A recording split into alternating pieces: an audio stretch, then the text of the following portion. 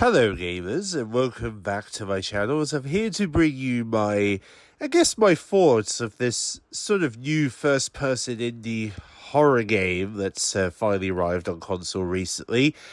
Welcome to Kowloon, it's referred to, and yeah, it's quite it's a very short horror experiences, because there's been quite a lot of these short horror experiences that have come into video games recently that have a bit of a story driven around them, and also some gamers like that short story experiences as it kind of contends time when it comes to playing the games, etc. And some people like this sort of stuff, so this is kind of, I felt this was a good game to also kind of cover, as I was given access to the game, so I thought I would give you my sort of thoughts on this experience for those who might be interested in this sort of single horror experience, which is of course a single player game, and kind of tell you how I feel about it. So without further ado, let's begin, and make sure to like and subscribe as always, and my socials are also going to be a link in the description, including my Discord if you want to join the Discord, etc. But without further ado, let's begin. So as I said at the start of the video, Welcome to Kowloon is a first-person indie game. It's just come out on the PS5 and Xbox Series X within the last month. And to give you sort of a context of what this story is, it's set in a descent and observed atmosphere of Kowloon. I guess you could say it's like a somewhat of a deserted hotel, considering you're going into a hotel in this game. The game focuses on a psychological, tense exploitation and unsettling encounters. Players would then arrive to the Kowloon in search for the cheap housing, but the place quickly reveals itself to be far more discreet than it first appears. Behind narrow corridors, cramped apartments, and seemingly ordinary residents, a darker revelation begins to unfold. And, even the developers even say that, this game delivers a compact and story-driven journey built around suspension, environment details, and the feel that gives something deeply wrong beneath the surface, which is kind of gives you that sort of feeling as you're playing this game. And by the way, this game has been out on PC before it came to console, so PC players have been experiencing this for some time.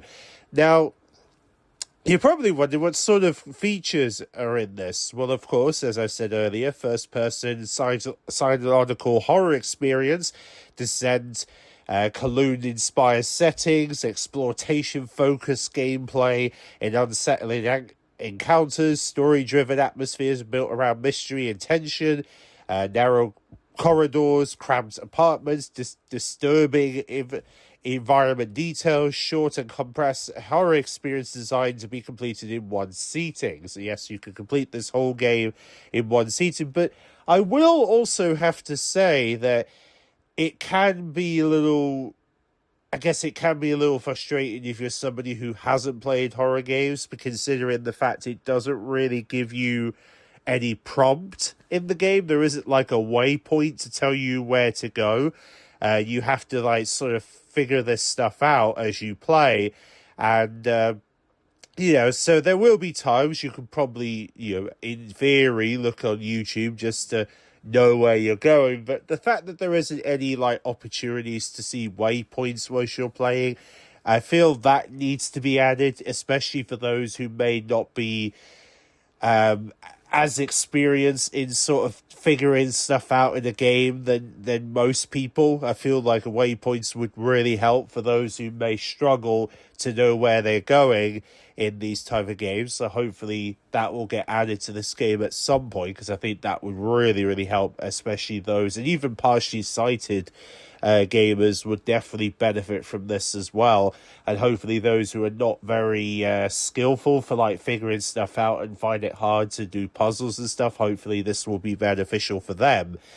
But yeah, either way, this from what I've played, obviously, because I'm currently like stuck in a mission, so I've only played like a short hand of it. From what the publishers, which by the way, the publishers are Axoys Game, they're an independent game developers and console publishing company as well. Let's keep that in there. They bring narrative-driven, gender-focused games to console platforms. I have to say, there is definitely some very good atmosphere going on into this game. I know that obviously they have, obviously they've obviously got experience in these sort of first-person horror indie experiences that they're seem to be very good at, delivering that type of experience for those who love like indie horror games. Then this is definitely going to be something for you, which I'm sure there's a couple of jump scares here and there, considering, like I said, this is a horror game.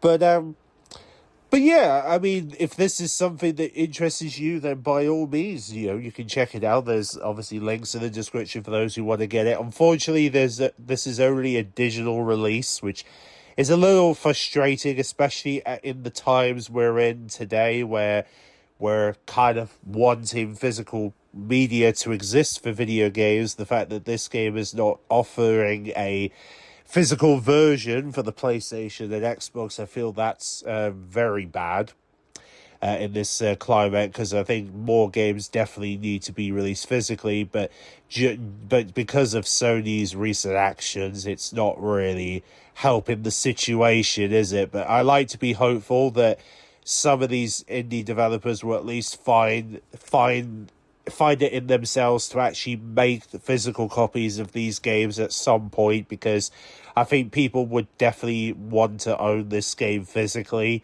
rather than digitally, because I mean, especially considering this whole license thing with digital games, I think that's kind of what concerns people when it comes to getting digital games recently, and because of this sort of desire to save physical media within gaming communities, obviously, I like to be hopeful the developers are obviously considering to do a physical copy of this game before the end of the year. Hopefully they are, because that will be really, really helpful for the physical collectors out there who really want a physical copy of this game if you're interested in indie horror titles. But overall, I mean, it is definitely, like I said, the atmosphere is definitely there. The environment is definitely there. It's it definitely has that sort of horror factor that you kind of want for a psychological tension experience that you're looking for in a game like this. And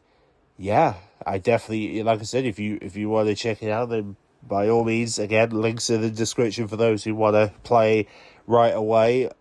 But let's be hopeful that the developers will find a way to bring this game physically, so then physical collectors can add this to their collection if they want to play this down the road. Then by all means, definitely do so.